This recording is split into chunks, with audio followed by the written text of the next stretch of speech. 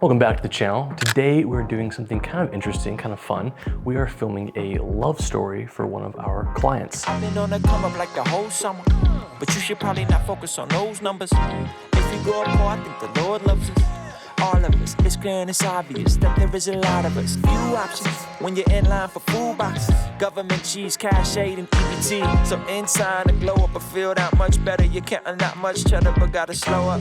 So in our packages, we have our wedding day coverage, our welcome dinner coverage, but we also offer a love story where we show up a little bit before their wedding day and we film interviews with the couple where they talk about how they met, who made the first move, their story, everything about their love story. We capture it, we interview them, that way they can show that at the welcome party or the reception, or just intertwine it into their final film. And this video is being broken up into 6 steps. First, finding your frame. Second, finding your settings / exposure. Third, placing your key light. Fourth, placing your hair light. Fifth, placing your fill light / bounce. And 6th, setting your audio. Let's get started. So here's our set. We have this beautiful window wall. We have this gorgeous fireplace wall. We have this kitchen backdrop. And the thing we're looking for here is what frame do we want to use. Now, the first thing I notice is that I love these patterns. I look for patterns. I want good composition.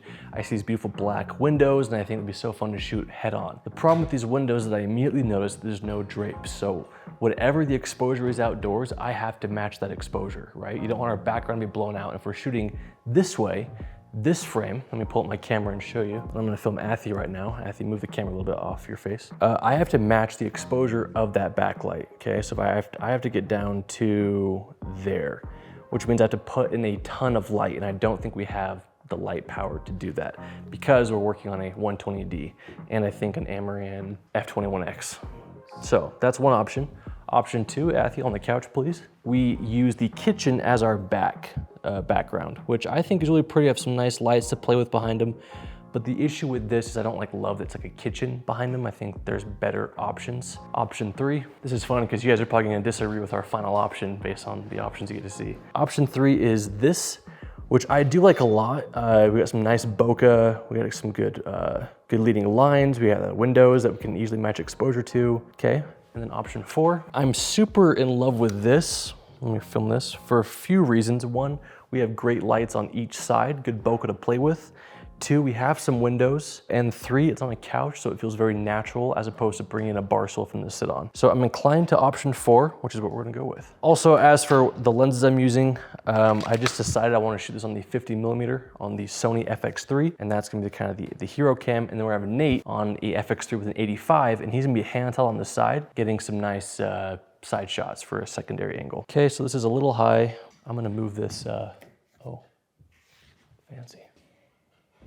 It's in the director's chair in a second. I want to be a little, oh frick, I want to be a little tighter. Let me roll that so you guys see my frame. I'm pretty happy. I'm just trying to match my exposure, and I also want to shoot at 1.2 because I love 1.2. Okay, so frame found. Next up is dialing in our exposure in our settings. And the first thing we're gonna do, we're gonna turn off every single light. Okay, so I'm gonna start my camera. Nate, do you wanna run around and actually, I think I stay. And turn off every single light. Oh, we got Whitney on the job.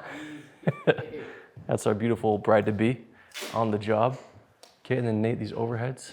Okay, and we're actually gonna leave the kitchen accents on. Okay, so now from here, much cleaner. And the reason is you want one consistent color in your shots, right? You don't wanna be messing with a lot of ugly ambient lighting. To disagree with that, you do want to use ambient lighting as practical lights. Practical lights is a term they use on film sets. That means your lights are in your shot and they give off a nice tint into your frame, but they're not the main source of light. So Nate, we're gonna throw on some practical lights, and I do think we're gonna use, let's turn on the cool dining room light again. We'll start with that, just that one. There you go. See, I think that looks really cool. Now it's nice bokeh, and let's try these tube lights just for fun. Perfect, okay? And those are the only 2 we're gonna have on. Leave everything else off. Let's swap out the white guy for the concrete guy. We're moving around the model home. This is not gonna be a model home. I should have seen this a couple weeks ago. The furniture was everywhere. I'm not gonna break anything today, I promise. Step number 3 is your key light. So Nate, we have the Aperture 120D to choose from with a softbox and a honeycomb grid, which we'll talk about later, and the Amaran, which we'll probably use as a backlight maybe. Because we can't flag off these windows, we can't control the light that comes from these windows, we have to enhance the light coming from the windows. So we're gonna put our key light on this side of our subject's face, where the windows are. Motivated light. So let's go grab the Aperture 120D. The 120D I've had for like 7 years. All reliable. If it's not broke, don't fix it. Pretty bright. We have a softbox, soften the light. The larger your light source, the softer the light will be. And then this is called a honeycomb grid. And the honeycomb grid focuses the light towards our subject. If this was off, the light would spill kind of all over the room. With the honeycomb grid on, it focuses only on Whitney, which is what we want. How many guys does it take to film an interview? Whitney, you've been in our books for like 2 years, right? Now, Whitney, if you want to look at the lens, okay, here's the off, and then Nate's gonna turn it on. Bink. And what brightness is that at, Nate? 66%. Let's go 100. And this is not bicolor, right? This is just daylight. Sadly, just daylight. Well, that's okay. Which would be great. Daylight. Perfect, love it. And then Nate, let's put it more 45 degrees from Whitney's face. You want the key light to be 45 degrees off camera from your subject to create a nice, beautiful Rembrandt lighting, which means on the shadow side of the face, if you look at Whitney's face here, there's a triangle of light appearing, and that's called Rembrandt lighting. It thins the face, makes it very aesthetic, very beautiful. That's the soft, beautiful look you want to go for, and gives the face great definition. Yeah, there's a before and after, so you'll see the Rembrandt appearing beautifully. And it's just above eye level. It's not directly this way. It's a little bit above. It's probably hard to see from this angle, but you'll probably see it better in Nate's 85 angle, is that there's also a light catching in Whitney's eye. The light is reflecting into her eye, giving it called a catch light, which means the eyeball itself just looks sharper in your frame, and you can actually see that they're looking at you versus just like darkness. What we're also doing here is we're gonna set the exposure for the skin. So what a lot of people will do, as Jake already walked through, we set the exposure so we're not blowing out the lights in the background, the window light, and then we brought in the light to compensate. And so what we're doing now is we're exposing for her skin, and we have the zeros on our camera set to 57, 58, plus or minus 5. And so instead of using the default zebra setting where it's just showing everything that's blown out, by turning on the zebra, it's gonna show us exactly what's exposed perfectly for the skin tone IRE. That is gonna make sure we get the best skin tones. Because if they're underexposed or overexposed, you gotta do a lot more in post, and we're not big fans of that. So okay, we have our zebras set to, as you can see right here, 57 plus or minus 5. And when we turn the zebras on, we can see on the bright side of her face, it's in that range, so it's perfectly exposed. Next up, hair light. We're using the Amaran F21X. We're using the F21X because we don't have the F22X. Oh, beautiful. Okay, so we are out of frame here. With your hair light, you usually want it 180 degrees from where your key light is, the exact opposite side. The practical light is the kitchen lighting, right? Which is giving off like a 3200 Kelvin temperature, but that light actually isn't really touching Whitney at all. It's not bright enough to reach her. So this is what we call a motivated light, which we bring in to mimic the practical light, which will set to 3200 Kelvin and make it seem like that warm light is spilling onto Whitney from the kitchen. So it might be a little too strong. Yeah, that's really strong. And a little side. I really like how it catches the Voss. Is it too side though? That is nice. Is it too much on the side of her head? Also, with this new frame, I can barely even see the kitchen light. If we want to just turn it off and just do this. Yeah, I like that. Just lower it so you don't see that top kitchen light. Then you can fly it in more or higher, whatever you want to do. Okay, let's see here. Yeah, we're gonna keep it off. Off. We left the under cabinet kitchen lights on. So that's still our motivated lights. You can see them in our frame, casting off a 3200 Kelvin glow. That way Nate's Amaran is still a motivated light source. What we did is Jake changed the camera to cut out this back lighting. So I had a little more space to move this light in and bring it more directly behind her and bring it even closer down. So now it's not spilling so much on the side of her hair and it's more directly behind her, giving a little bit better separation. This is at 32%, Jake. What do you, I like it. You like it? 3200 Kelvin, 32%. Okay, I'm really happy with this. I think it's good too. Yeah, let's set up audio. audio. Cut. So that is step 4, backlighting, rim lighting, hair lighting, whatever you want to call it. Step 5 is bounce lighting. Now your bounce could be one of two things. It could be a fill light, a bounce, like a white bounce board, or a negative fill. We're using the FTF Gear reflector. I don't know if they make them anymore. I don't think they do. 5-in-1 reflector, you can get it for like 30 bucks on Amazon. We're gonna use the negative fill side and this cool little clamp, which I just bought. Enter John, the groom.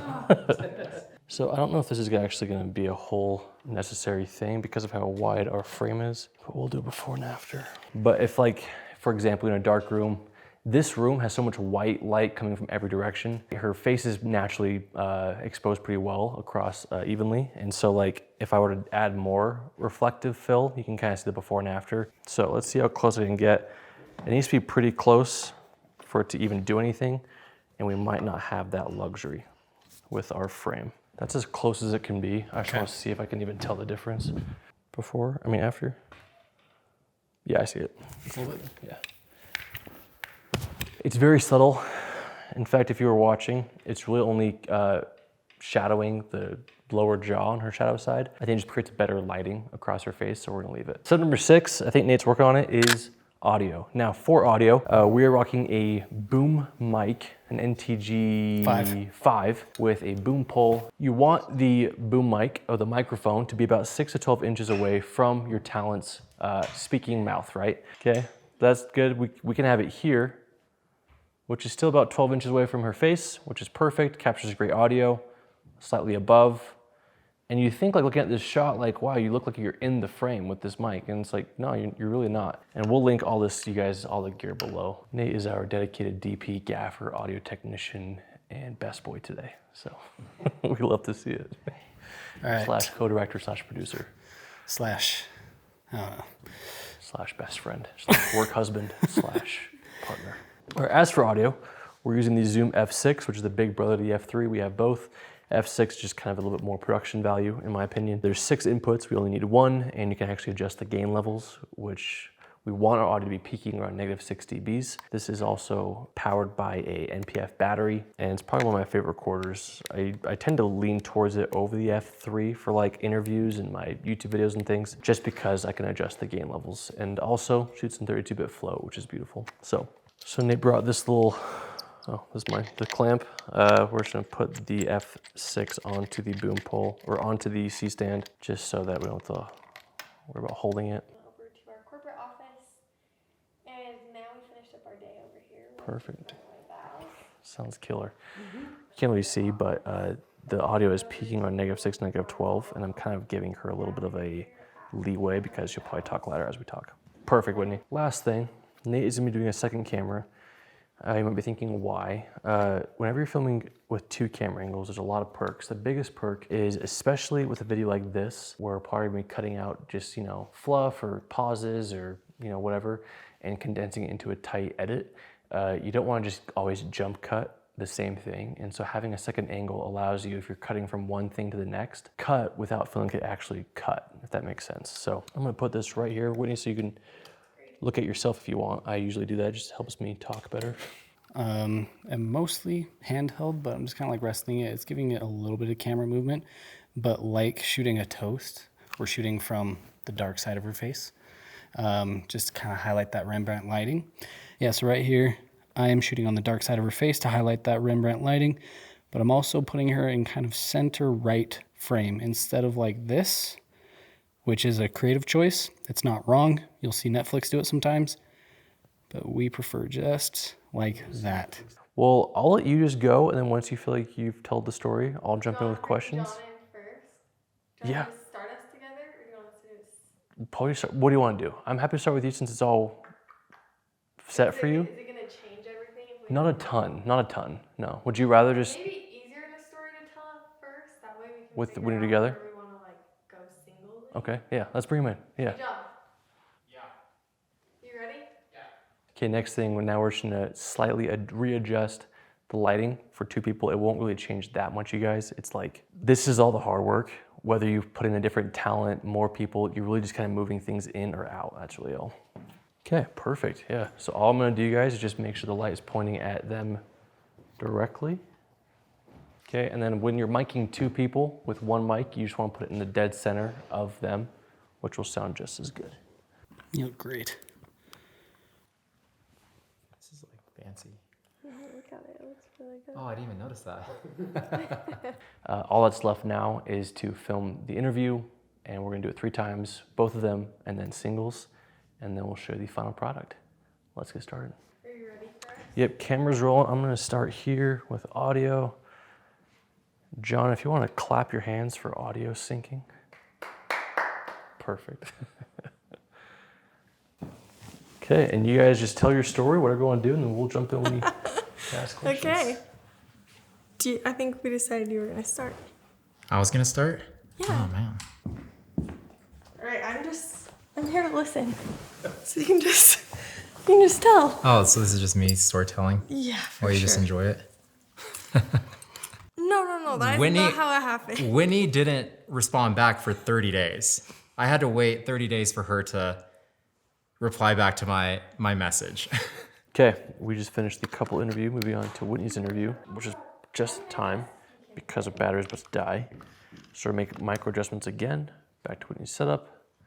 Audio sounds so good, visuals looked awesome, Nate's camera looked amazing, and let's get to it.